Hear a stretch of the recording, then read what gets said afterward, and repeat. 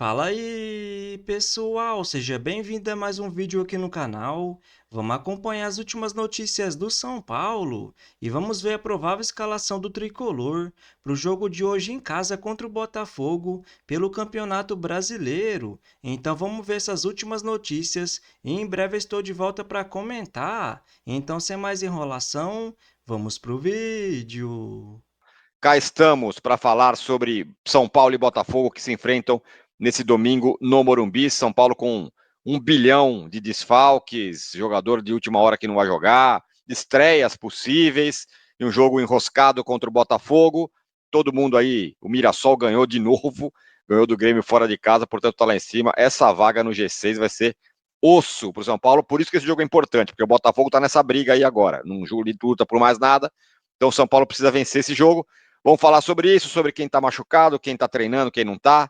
Muito bem, Arnaldo, vamos lá. Vamos lá. A última e ruim notícia é que o Ferreirinha não foi relacionado no fim das contas, certo? Certo. É isso, Tironi. Eu acho que da última partida do São Paulo para cá, né, que foi o jogo com o Cruzeiro, quando o São Paulo jogou bem, mas perdeu, já tinha uma questão ali que era a questão da definição, do ataque do São Paulo, né? E naquele jogo foi formado por Luciano e Ferreirinha. Você vê, né? Os dois fora hoje, né? O Luciano suspenso e o Ferreirinha agora com dores musculares. Já era o plano B a ausência do André Silva.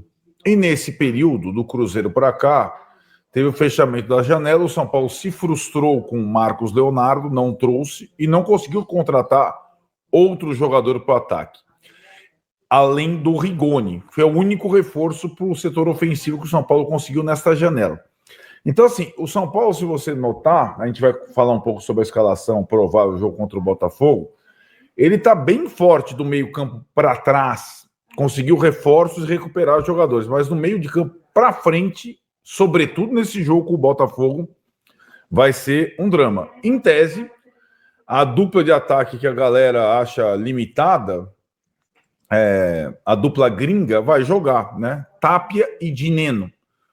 E o Rigoni, que é o outro gringo, fica no banco para poder substituí-los em algum momento da partida. São esses três atacantes que o São Paulo tem. Lembrando que também de lá para cá, o São Paulo vendeu o Henrique do Carmo, que era outra opção de ataque que o time tinha, né? É isso que eu ia falar, né? Não, põe a base, não tem mais, meu amigo. O Henrique do Carmo foi, o Ferreirão foi, o Rian Francisco não pode jogar, tá machucado, então não tem mais. Agora é isso aí. Não adianta achar que o cara é ruim, que o Dineno é grosso, que o Tapia não serve, são esses caras aí. É bom que a torcida entenda, não tem outro. Simplesmente, como diria o Márcio Braga, acabou o dinheiro, não tem. São esses caras aí. Então vocês vão com eles mesmo. Espero que a torcida apoie. Dos atacantes da base, né? O Luca, né? Que chegou a ter bons momentos, depois oscilou demais. Ele jogou. O São Paulo disputou um mata-mata contra Mauaense. E utilizou, na sexta-feira, utilizou todos os jogadores da base que estão treinando profissional, mas tem idade sub-20. Jogou o Mike, jogou o Nicolas, lateral esquerdo, que o Crespo gosta, inclusive fez gol. Jogou o Luca. E aí o São Paulo se classificou, ganhou por 2-0, mas o Luca saiu no intervalo, quando o jogo estava 0-0. O Luca não vem exatamente, teve uma lesão, não vem exatamente num bom momento, inclusive físico. Ele deve estar entre os relacionados contra o Botafogo, mas ele não é exatamente uma opção hoje, como ele já foi em outro tempo. Sim, né? Então, são os gringos mesmo, é isso que você falou, é o que temos para o jogo contra o Botafogo. E contra a LDU, volta o Luciano, talvez volte o Ferreirinha, a gente não tem essa certeza, mas em tese, aí contra a LDU, pelo menos com o Luciano, o setor ofensivo fica mais forte, né? É isso. Bom, enfim, mas é isso. Vamos que quinta-feira essa turma tá de volta. Tem chance, não? Tem, o Luciano, sim, que estava suspenso. O Ferreirinha tem alguma chance, segundo o informe do São Paulo. Está trabalhando para o duelo contra a LDU. Mas aí, por exemplo, Lucas, que a gente nem fala, né? Lucas é um atacante do São Paulo, Lucas Moura. Não. Desde que ele fez a intervenção no joelho, a artroscopia, ele não foi para o campo até agora. Então ele não tem previsão de volta. Acho pouco provável que ele jogue, inclusive na volta contra a LDU no Morumbi, né? Agora, Aqueles com lesões mais leves, que vinham se recuperando lesões musculares, o caso do Arboleda, do Marcos Antônio, ou do Alisson, que estava com problema no quadril, esses 3 estão relacionados com o jogo com o Botafogo. Então, Arboleda, Marcos Antônio e Alisson estão aptos contra o Botafogo. Eu imagino que deles, só o Alisson comece jogando, porque o Marcos Antônio e o Arboleda tiveram lesões já de 3 semanas, 4 semanas fora, e acho que não se arriscariam no início desse jogo com o Botafogo, pelo menos, né? Bom, vamos tentar montar o time, não? Vamos lá. Não tem, acho que, muito por onde correr, não, mas vamos lá. Rafael, Isso. Ferrarese, Não, Tolói. acho que não. Não, Tolói, Alan Franco e Sabino. Eu acho que vai ser esse o trio de zaga. Ferrarese jogou, não, eliminatória, não sei o quê, né? Tolói, Alan Franco, Sabino, Cedric, ou Mailton, mas deve ser Cedric. Cedric. E Enzo Dias no outro lado. Enzo Dias. O Wendel ainda não tá bom. Tá, não, ainda tá à disposição. É o reserva. Então, aí que tá, você vê, né? Então, se você tem essa defesa que a gente formou, você teria no banco Arboleda, Ferrarese, Mailton e Wendel. Não tá mal, né? Você tem uma defesa inteira nova. Sim. Né? Nesse setor, o São Paulo, agora com o Tolói e Mailton, ficou bem mais. E a recuperação do Wendel ficou bem mais forte. Né? Aí, como eu tinha falado, deve ser Pablo Maia, Alisson e Rodriguinho, né? Isso. Acho que não tem como fugir muito disso, não, cara. Porque o Marcos Antônio tá voltando agora. O Marcos Antônio voltando agora e o Bobadilla tá suspenso, né? Dineno e Tapia. Acho que é isso aí. Esse é o time. Dá pra ganhar? E o Botafogo, hein? Dá pra ganhar. Eu acho que o São Paulo dá pra ganhar. Vamos ver como é que se comportam os atacantes. O Botafogo vem da eliminação na Copa do Brasil. Tem 2 desfalques importantes também no ataque, mas 2, não 9, 11, 12, como o São Paulo, né? Os dois, é incrível, né? Porque o número de desfalques do São Paulo é uma coisa absurda. O Botafogo tem o Arthur, o ponta, que entrou contra o Vasco e se machucou. Teve uma lesão muscular. E o Arthur Cabral, centroavante, que vinha jogando, vinha sendo bem importante, tá com dores, não foi relacionado. Embora o Botafogo tenha 500 jogadores, né? Contratou um monte, mas esses são 2 jogadores importantes do ataque que desfalcam o Botafogo nesse jogo. Hora de falar sobre o São Paulo com novidade importante no campo político. Carlos Belmonte, diretor de futebol do Tricolor desde o primeiro dia de Júlio Casares, não será o candidato à presidência pela situação. Eleição marcada apenas para dezembro do ano que vem, mas já começaram todas as movimentações e tratativas sobre o tema. O Belmonte tinha o objetivo de se tornar o presidente do São Paulo, sucedendo Júlio Casares. Isso está descartado. Relação entre Belmonte e Casares cada dia pior, há um distanciamento grande entre o que é feito no Morumbi e o que é feito na Barra Funda. Não dá, inclusive, para descartar que o Carlos Belmonte não fique até o fim do mandato do Júlio como diretor de futebol. Nessa sexta-feira, o presidente do Tricolor se reuniu com conselheiros de 2 chapas para conversar a respeito dos rumos da política. Ele pediu para que se evitasse falar sobre eleição, sobre política, sobre conchavos e acordos. A ideia é que esse assunto venha à tona apenas a partir do fim do primeiro trimestre de 2026, quando vão restar mais ou menos 9 meses até a eleição. O Júlio entende que todo esse processo pode prejudicar o departamento de futebol, mas ficou combinado entre todos os participantes dessa reunião na sexta-feira que Belmonte é carta fora do baralho. Vamos ver como é que o diretor de futebol se sai ou responde a essa decisão. Quando o Júlio é eleito e o Carlos Belmonte lhe garante muitos votos, existia a expectativa de que o Belmonte fosse o sucessor natural dele. Aí você deve estar se perguntando, Nicola, mas quem deve ser o candidato do Júlio? Está absolutamente indefinido.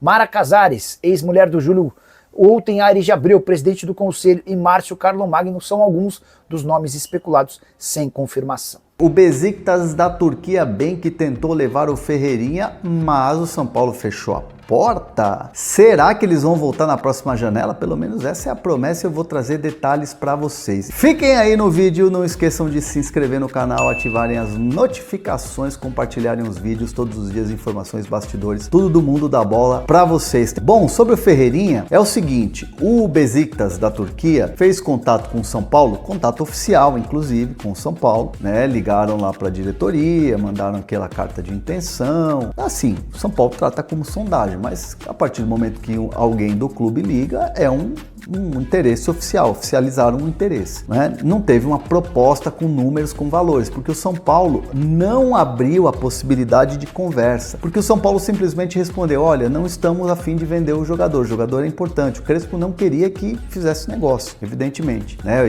E a diretoria falou, não temos interesse, Ferreirinha é um jogador importante, aquela coisa toda. Beleza, fechando a janela, entraram em contato com os representantes do jogador e tentaram um empréstimo. Só que aí a resposta foi, se vocês já tentaram falar com o São Paulo para um negócio, para empréstimo a chance é zero. E evidentemente seria zero a chance do São Paulo emprestar o jogador com uma opção de compra, ou que seja, obrigação de compra. Então o Besiktas segue de olho, ou pelo menos a promessa é que na próxima janela pode haver uma proposta oficial para tentar tirar o Ferreirinha em janeiro. Porque aí é aquela coisa, aqui no Brasil o calendário é o final de temporada e tal, e aí sim seria melhor para abrir uma negociação diferente agora, por exemplo, que o São Paulo disputa uma Libertadores. Então a promessa do Besiktas é continuar de olho no Ferreirinha e aí quem sabe tirá-lo no final da temporada. Vamos ver, vamos ficar de olho, vamos aguardar. É a promessa dos turcos, pelo menos nesse papo, nessa última tentativa. Certo? Então vamos comentar sobre essas últimas notícias do São Paulo. E após alguns dias sem jogos, o tricolor volta a campo hoje, agora jogando em casa contra o Botafogo pelo Campeonato Brasileiro. Mais um jogo muito difícil e importante para o São Paulo ganhar os 3 pontos, até porque se não for o campeão da Libertadores, precisa buscar uma vaga na próxima via Brasileirão. E após vender barato o William Gomes, o Matheus Alves, o Lucas Ferreira e agora o Henrique Carmo, começa a ficar muito pressionado, né, o presidente do São Paulo, e já começa a correr o risco de não aprovar essa parceria para a base. Eu sempre falei aqui no canal que eu era muito a favor dessa parceria, até porque muito se falava que ia ser um investimento de 600 milhões de reais, que o São Paulo ia ter a melhor base do Brasil nos próximos anos. Mas agora já mudou, né, galera? É apenas 250 milhões de reais, com mais 100 milhões se bater a meta. Então será que o São Paulo consegue se tornar a melhor base do Brasil com apenas 250 milhões de reais? Não acredito nisso. E o pior, será que o São Paulo pode triplicar suas vendas com um investimento pequeno desse? Também não acredito, né, galera? Então o Júlio Casares precisa se explicar muito. Na minha visão já não faz tanto sentido assim. Agora o que faz sentido na minha visão é nos próximos anos o São Paulo tentar baixar sua folha de pagamento, que já se aproxima de 30 milhões de reais por mês. Não dá mais para aceitar o São Paulo ficar trazendo jogadores veteranos, como o Luiz Gustavo, por exemplo, que só vive machucado, e no final tem que vender os garotos da base para pagar o salário desses jogadores, né, galera? Quando a gente ouve, o São Paulo vai trazer de graça, está livre no mercado, que não sei o quê, nunca é assim, porque o São Paulo tem que pagar luvas e um salário muito alto para esses jogadores veteranos. Então isso sim o São Paulo tem que mudar na minha visão.